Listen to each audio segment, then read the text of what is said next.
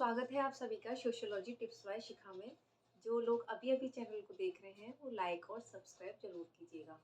तो last video में मैंने आपको सोशलाइजेशन समझाया था, मतलब समाजीकरण किसे कहते हैं, उसकी कुछ डेफिनेशंस आपको बताई थी और कितनी स्टेजेस में जो है समाजीकरण का कार्य पूरा होता है, मतलब कितनी अवस्थाओं में कितनी एजेस में चलता है।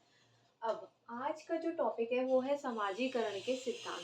देखिए, समाजीकरण यानी सोशलाइजेशन से रिलेटेड कुछ थ्योरीज होती हैं, इम्पॉर्टेंट थ्योरीज हैं, जिसमें जो जिन्होंने ये थ्योरी दी है, जो मेन है वो है चार्ल्स कूले।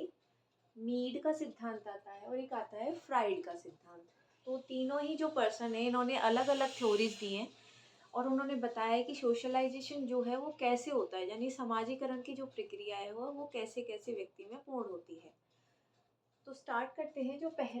जो पहली थ्योरी आज की जो दी है वो है चार्ल्स कूले की। तो चार्ल्स कूले ने अपनी एक बुक लिखी थी जिसका नेम है human nature and the social order. तो इस बुक में उन्होंने सोशलाइजेशन की थ्योरी दी है, मतलब सबसे पहले उन्होंने इस बुक में ही समाजीकरण को समझाया है।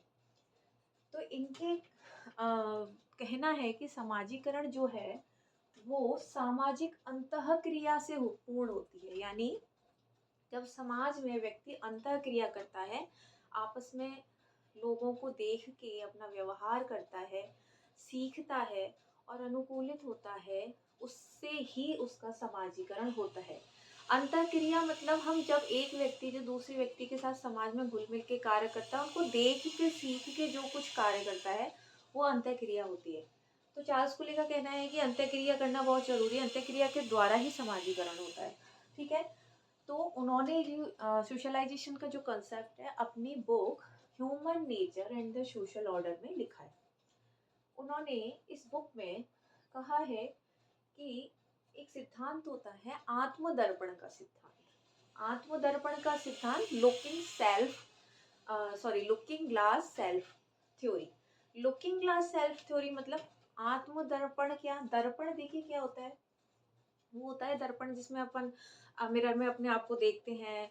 कहीं जाते हैं हम शादी पार्टीज में तो रेडी होके उसमें देखते हैं कि कैसे लग रहे हैं, तो अच्छा लग रहा है, ठीक है, अच्छे लग रहे हैं।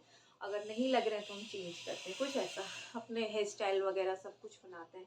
तो दर्पण क्या काम करता है, हमको दिखाने का काम करता है कि हम अपने आप को कैसे प्रेजेंट कर रहे हैं, कैसे लग रहे हैं। तो पुले ने कहा है कि जो सोसाइटी है,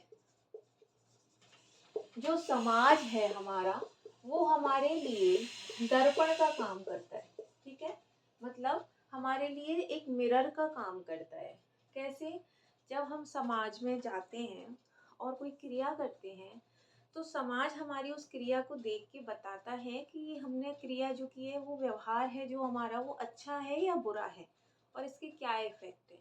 ठीक है, इसको बोलते हैं आत्मदर्पण का सिद्धांत। मतलब सोसाइटी हमारे लिए एक दर्पण का काम कर रही है और हमको बता रही है कि हमारा व्यवहार किस प्रकार अच्छा है या बुरा है। इसको बोलते हैं लुकिंग ग्लास सेल्फ।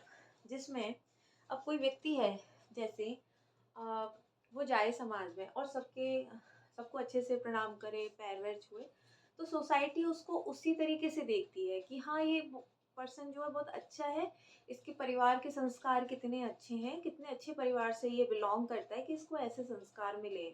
तो उसका व्यवहार समाज ने देखा और उसके अनुरूप फिर क्या हुआ, वो व्यक्ति अपने आप को समझ गया कि हाँ, ये मेरा व्यवहार अच्छा है, मतलब सोसाइटी में ये व्यवहार करना चाहिए। ठीक है, बच्चा जब शुरू में होता है तो वो सीखता है, जैसे पैर छूता है तो हम बच्चे को शाबाशी देते हैं।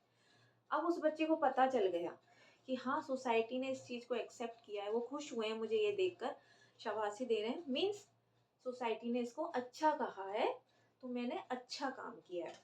मान लो वही बच्चा किसी को मारे, झगड़ा करे या कोई चोरी करे, तो घर के सदस्य होते हैं या समाज के, वो उसको कैसे डांटते हैं या उसको पनिशमेंट देते हैं। तो समाज ने उसके लिए दर्पण का काम किया, उसको बताया कि नहीं, ये तुमने अनैतिक कार्य किया है, तुमने गलत काम किया है, तो इसके लिए तुमको सजा मिली है। तो वो बच्चा अब उस वाले जो कार्य से क्या होता है, अपने व्यवहार को सुधारता है। तो ये एक दर्पण का काम करता है। कौन? समाज। ठीक है, इसको बोला है कूले ने आत्मदर्पण का सिद्धांत। तो कूले कहते हैं कि जब बच्चा समाज में जाता है, व्यक्ति समाज में जाता है, व्यवहार करता है, समाज उसको बताता है, तो इसके कारण ही तो उसका समाजीकरण होता है। समाजीकरण तभी तो होगा, उसकी अंतःक्रिया तभी तो होगी, समाज से तारतम्य उसका तभी तो होगा, जब समाज उसको अच्छा या बुरा बताएगी। ठीक है, तो इस चीज़ में हमारा समाज जो होता है वो बहुत हेल्पफुल है, हमारे लिए एक मिरर की तरह वर्क करता है। हम उसमें अपने व्यवहार को देखते हैं, समाज हमको रेस्पॉन्स देता है कि नहीं ये अच्छा है या गलत है। तो ये थी हमारी पहली थ्योरी, इसको बोलते हैं चार्ल्स कुले का आत्मदर्पण का सिद्धांत। कई बार ये टॉपिक ऐसे भी आता है कि चार्ल्स कुले का सामाजिक अंतःक्रिया का सिद्धांत बताइए, या चार्ल्स कुले का आत्मदर्पण का सिद्धांत समझाइए, या चार्ल्स कुले के समाजीकरण की प्रक्रिया को समझाइए। तो उसमें आपको ये वाला टॉपिक लिखना पड़ेगा। ठीक है, उसके बाद जो सेकंड थ्योरी आती है वो है मीड का सिद्धांत। तो मीड के सिद्धांत में क्या है, उन्होंने अपने सबसे पहले जो सिद्धांत है वो माइंड, सेल्फ एंड सोसाइटी में दिया। इन्होंने एक पुस्तक लिखी, एक बुक लिखी, माइंड, सेल्फ एंड सोसाइटी। देखिए बुक्स का नेम बहुत जरूरी है, बिकॉज कई बार वन लाइनर जो क्वेश्चन होते हैं उनमें बुक से ही पूछी जाती है। तो इनकी बुक है माइंड, सेल्फ एंड सोसाइटी, जिसमें उन्होंने समाजीकरण के सिद्धांत को समझाया। तो मीड ने समाजीकरण के सिद्धांत में सबसे पहले आत्म चेतना पर बल दिया। मतलब बच्चा जब जन्म लेता है या छोटा है अभी, तो उसको यही नहीं पता कि आत्म चेतना क्या है। उसको सब चीज़ सही लगती है, वो उसको बस वो चीज़ें चाहिए, कैसे भी करके उसको चीज़ें चाहिए होती है, बट उसको ये नहीं पता कि वो उन चीज़ों का उन क्या मतलब प्रभाव पड़ेगा, सही है या गलत है। तो आत्म का विकास नहीं होता उसमें, आत्म चेतना नहीं होती है उसमें। तो मीड कहते हैं कि आत्म चेतना क्या चीज़ है। देखिए आत्म चेतना वो होती है जब बच्चा दूसरों के व्यवहारों को देखता है। मान लीजिए वो परिवार में जैसे जा किसी सदस्य से वो सीख लेता है कि हाँ हमको ये कार्य करना है, मतलब मेरे परिवार के सदस्य जो कहीं जाते हैं तो इस तरह का व्यवहार करते हैं, अच्छे से बोलते हैं, सब कुछ है, तो उन व्यवहारों को बच्चा देख कर सीखता है। ठीक है, कैसे सीखता है आत्मचेतना में, मतलब अनुकरण करके, मतलब फॉलो करता है वो दूसरों को देख के, संकेतों के द्वारा, जैसे हम जो भी हम क्रिया करते हैं वो संकेत हम उनको देखता है, और लैंग्वेज के द्वारा कि हम क्या भाषा बोल रहे हैं, क्या हमारी बोली है, क्या हम अच्छा बोल रहे हैं, क्या बोल रहे हैं। तो उन चीज़ों से अपना विकास करता है आत्मचेतना का। मतलब अब उसको व्यवहार समझ में आने लग जाता है कि नहीं ये गलत है या ये सही है, उनको फॉलो करता है, उनको उनके साइन लैंग्वेज सब चीज़ देख के अपने आत्म चेतना का विकास करता है। तो कहा कि ये आत्म चेतना बहुत ज़रूरी है। मीर ने कहा समाजीकरण तो हो ही नहीं सकता अगर बालक का आत्म चेतना का विकास ही ना हो, क्योंकि वो सोसाइटी से कैसे अपने आप को मिला के रह के पाएगा, चीज़ों को सीखेगा कैसे, क्योंकि समाजीकरण वही तो है जिसमें हम समाज के व्यवहारों को उनको देख के सीखते हैं और अपने आप में चेंजेस लाते हैं, उनको अपने आप को अनुकूलित करते हैं, तो वह समाजीकरण है। तो मीर ने कहा कि सबसे पहले तो आत्मचेतना आना बहुत जरूरी है। ठीक है, अब ये आत्मचेतना उनके अनुसार आएगी कहाँ से। आत्मचेतना आ तो होता है कि हम सीख तो लेंगे, पर सीखेंगे कहाँ से। तो उन्होंने एक थ्योरी दी, मैं और मुझे, आई और मी। तो मैं और मुझे का क्या कंसेप्ट है।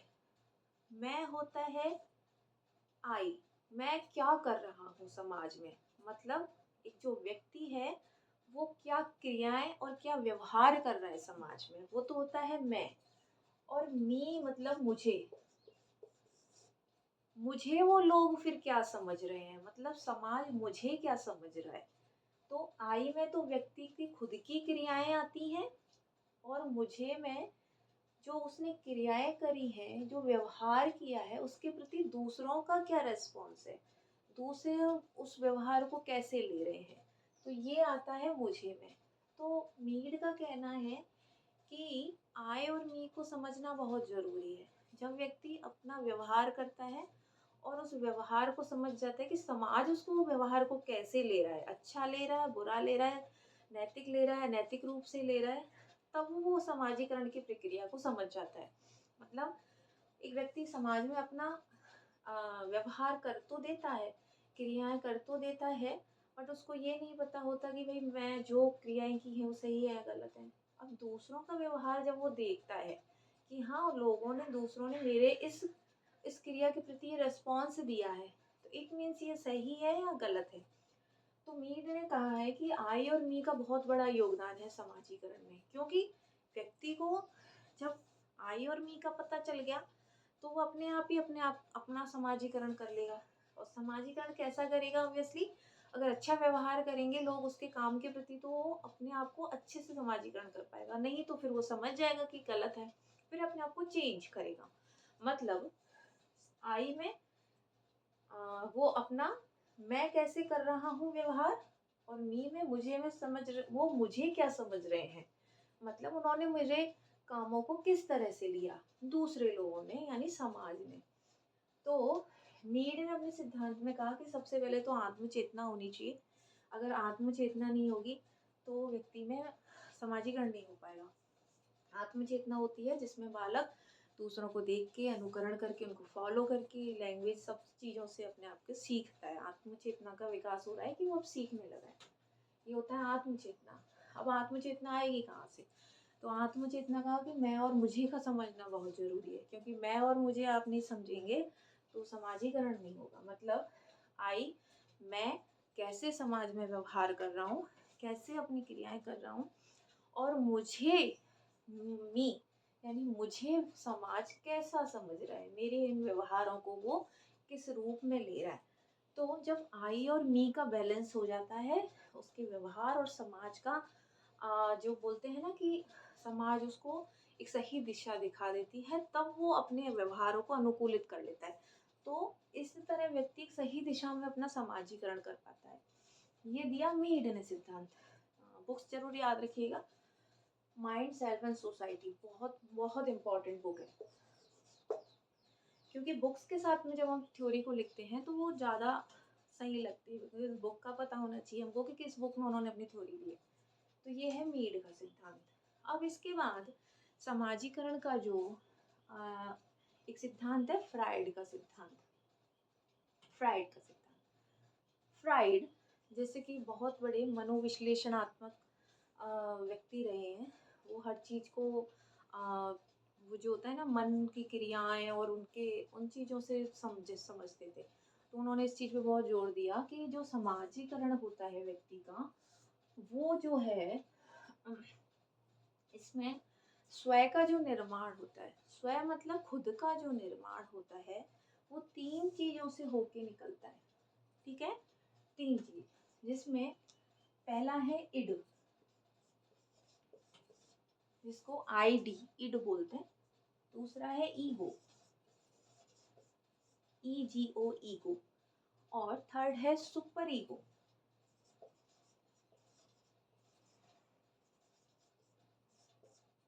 तो फ्राइड ने कहा है कि जो व्यक्ति का समाजीकरण की जो प्रक्रिया है उसके लिए जरूरी है कि हम 3 चीजों को समझें, क्योंकि ये जो 3 तत्व है, इड, ईगो, सुपर ईगो, यानी इड अहम, परा अहम, उनके द्वारा ही जो व्यक्ति है वो समाजीकरण की प्रक्रिया करता है, यानी समाजीकरण करता है, अपना समाज में अपने आप को तारतम्य बिठाता है। तो उन्होंने कहा कि स्वयं का जो निर्माण है वो 3 चीजों से होता है, इड, ईगो, सुपर ईगो।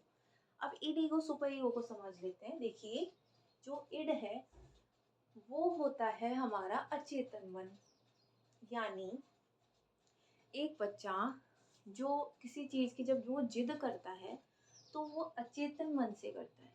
मतलब उसको अपनी जरूरतों को पूरा करना है कैसे भी करके, उसमें वो नैतिक अनैतिक कुछ भी नहीं देखता, क्या सही क्या गलत, उसको बस अपनी इच्छा पूरी करनी है कैसे भी। ये जो आती है व्यक्ति की, वो अचेतन मन में आती है। ठीक है? उसके बाद ईगो। ईगो है वो है चेतन मन। चेतन मन मतलब अब उस व्यक्ति को समाज में रहकर चेतना आ गई और उसको पता चल गया कि वो जो जो मैं वस्तु प्राप्त करना चाह रहा हूँ वो मुझे समाज के कुछ नियमों के आधार पर ही प्राप्त करनी पड़ेगी। मतलब ऐसा नहीं है मैं समाज से परे होकर या समाज के विरुद्ध जाके उस चीज़ की प्राप्ति करूँ। मतलब कहीं न कहीं उसमें चेतना आ जाती है। मतलब समाज उसको ईगो वाली स्थिति में समाज उसको सही या गलत की दिशा देने लग जाता है। मतलब बताने लग जाता है उसमें कि जो चीज़ें हैं वो तुम प्राप्त तो करो, बट सोसाइटी के साथ में मिलके करो, कैसे भी करके। ऐसा नहीं है कि उसके अगेंस्ट जाके करो। ये होता है चेतन मन का, यानी ईगो। थर्ड है सुपर ईगो, परा अहम। तो परा अहम होता है अवचेतन माइंड। अवचेतन कौन से होते हैं? जो अनकॉन्शियस, जो बिल्कुल उसमें चले जाते हैं, जिसमें भी कुछ, जो आपने कभी देखा होगा, हमारी कुछ ऐसे बचपन की यादें होती हैं जो कुछ हमने या मान लीजिए हम एग्ज़ाम टाइम में कुछ याद करते हैं तो ऐसा लगता है हम भूल गए, ठीक है ना। बट हम जब एग्ज़ाम दे रहे होते हैं तो कहीं ना कहीं हमने कुछ पढ़ा होता है तो वो हमको एकदम से याद आता है, क्लिक करता है कि नहीं ये चीज़ उससे रिलेटेड। वो हमारा कौन सा माइंड होता है? अवचेतन मन, यानी हमारी स्मृति में कहीं ना कहीं वो चीज़ पीछे कहीं बैठी होती है और हमको वो याद आ जाती है। तो अब व्यक्ति जो अपनी इच्छा पूर्ति करना चाह रहा है, तो यहाँ पे वो कैसे भी प्राप्त करना चाह रहा है चेतन मन में। अब समाज उसको कह रहा है कि नहीं, ऐसा मत करो, कैसे भी करके तुमको प्राप्त तो करना है, बस समाज के साथ में। अब अवचेतन जो मन होता है उसमें क्या होता है, वो आदर्शों और संस्कारों को बिल्कुल सीख जाता है व्यक्ति, और उसको पता चल जाता है कि नहीं, ये चीज जो है वो समाज के साथ में ही करनी है, विरुद्ध जाके नहीं।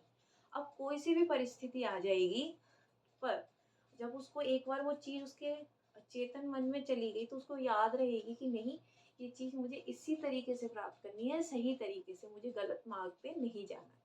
ये होता है हमारा अचेतन मन, ठीक है। इसको एक उदाहरण से समझ लेते हैं।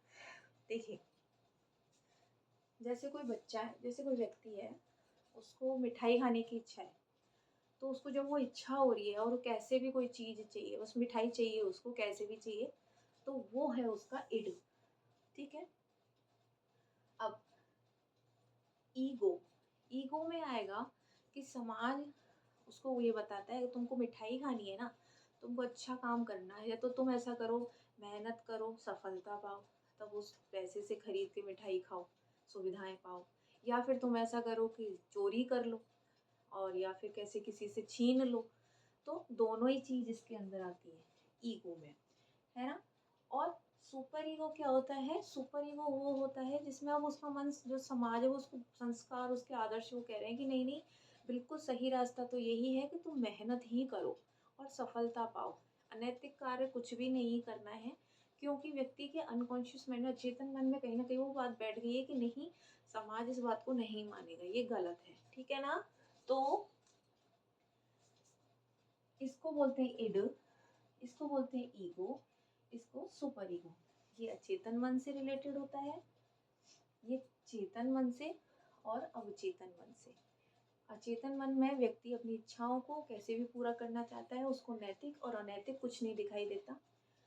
ईगो में क्या होता है? चेतन मन, अब उसको समझ में आने लग जाता है थोड़ा कि समाज में क्या अच्छा है क्या बुरा है, ठीक है, दोनों ही चीजों पे चलता है, अच्छा और बुरा।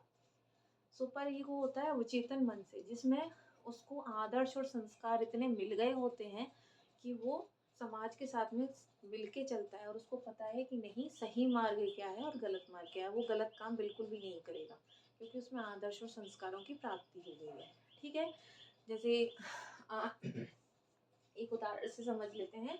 जैसे इड होता है हमारा भागता हुआ घोड़ा, ठीक है, जिसको कोई दिशा नहीं पता, कभी इसी दिशा में भागेगा, कभी इस दिशा में भागे। तो ईड इड होता है हमारा वो जो बेलगाम घोड़ा, वो बस कभी कहीं भी जा सकता है। सुपर ईगो होता है, सॉरी, ईगो हमारा जो होता है वो होता है घोड़े पर बैठा हुआ व्यक्ति, जो उसको दिशा प्रदान करेगा, सही या गलत। अब सुपर ईगो क्या होता है? वो होता है हमारा ट्रैफिक का जो पुलिस कर्मी होता है, जो हमको ट्रैफिक लाइट पे खड़ा हुआ मिलता है, वो उस घोड़े और उस सवार दोनों को एकदम सही रास्ता बताएगा, ठीक है। अब तीनों को आपको अंतर समझ में आ रहा होगा कि क्या चीज़ है। थोड़ा सा टिपिकल है, बट एक बार ध्यान से रिवाइज करेंगे आप तो समझ आ जाएगा। तो फ्राइड का है मनोविश्लेषणवादी। उन्होंने कहा स्वयं का जो निर्माण है वो इड ईगो सुपर ईगो से होता है, और इन तीनों का जो संबंध होता है वो अचेतन मन, चेतन मन और अवचेतन मन से होता है। और जो समाजीकरण की जो प्रक्रिया है व्यक्ति की, वो इन तीनों प्रक्रिया से होकर गुजरता है। मतलब व्यक्ति को लास्ट में सुपर ईगो पता चल जाता है, उसका आदर्श और संस्कारों की प्राप्ति हो जाती है तो वो समझ जाता है। ठीक है, तो ये समाजीकरण की कुछ मेन थ्योरीज हैं, और ये इंपॉर्टेंट थ्योरीज हैं, यही पूछी जाती हैं। सबसे पहली चार्ल्स फूले, जिसमें आत्मदर्पण का सिद्धांत दिया उन्होंने कहा कि जो समाज है वो हमारे लिए दर्पण का कार्य करता है, वो हमको अच्छा या बुरा बताता है, हमारे व्यवहारों को देखकर उनको सही और गलत ठहराता है, यानी हमको दर्पण दिखाता है। दूसरा जो है वो है मेड का सिद्धांत। मेड का सिद्धांत उन्होंने कहा कि नहीं, आत्मचेतना की प्राप्ति होनी चाहिए, उसी से समाजीकरण होता है। इसमें मैं और मुझे की थ्योरी दी है उन्होंने। मैं में तो व्यक्ति मैं क्या कर रहा हूँ ये देखता है, और मुझे में होता है कि मुझे समाज मेरे व्यवहार को कैसे ले रहा है। तो इन दोनों के साथ में जब वो तारतम्य बिठा लेता है तब वो समाजीकरण की प्रक्रिया होती है। और थर्ड जो समाजीकरण का सिद्धांत है वो है फ्राइड का। फ्राइड ने मनोविश्लेषणवादी सिद्धांत दिया है, ये सब आप याद रखिएगा। और ये फ्राइड ने मनोविश्लेषणवादी सिद्धांत दिया है। उन्होंने कहा स्वयं का जो निर्माण होता है वो इड ईगो सुपर ईगो से होता है, यानी अचेतन मन, चेतन मन और अवचेतन मन से होता है। अचेतन मन जो होता है वो अपनी क्रियाओं की, अपनी आवश्यकताओं की पूर्ति अनैतिक नैतिक किसी भी रूप में पूरी करना चाहता है। चेतन मन जो होता है उसको सही गलत का रास्ता बताता है, और अवचेतन मन जो होता है वो उसको आदर्श और संस्कारों के साथ में समाज में मिलकर कार्य करना सिखाता है। ये है समाजीकरण की प्रक्रिया। तो ये तीनों प्रक्रिया मैंने समझा दी हैं आपको। तो आगे के वीडियो में कुछ अलग टॉपिक हम समझेंगे। तो आशा करती हूँ आज का टॉपिक आपको समझ में आ गया होगा। बहुत इंपॉर्टेंट टॉपिक है, आपको लास्ट वीडियो से आप इसको रिलेट करके पूरा समझ सकते हैं। तो thank you so much. Channel देखते रहिए, लाइक सब्सक्राइब करते रहिए। Thank you so much.